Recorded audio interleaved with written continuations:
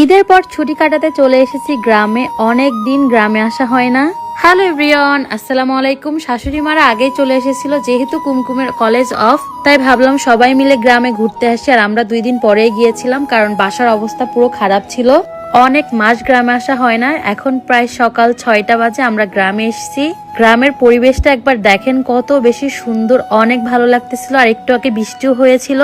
কুমকুম দেখেন কি দিয়ে উঠোন ঝাড়ু দিচ্ছে, যেহেতু ঝাড়ু পাচ্ছিল না তাই এটা দিয়ে চালাই দিচ্ছে।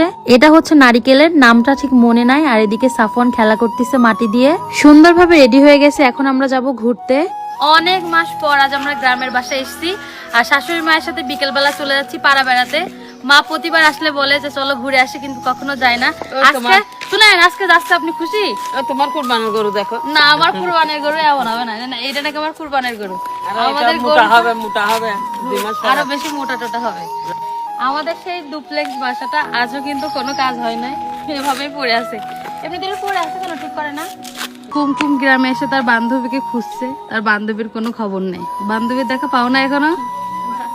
আহারে কষ্ট রে, বেচারি কুমকুম এখনো বান্ধবীর দেখা পায় নাই।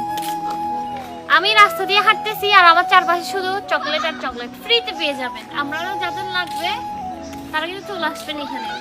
চকলেট যদি খাইতে চান এখান থেকে একদম ফ্রিলি।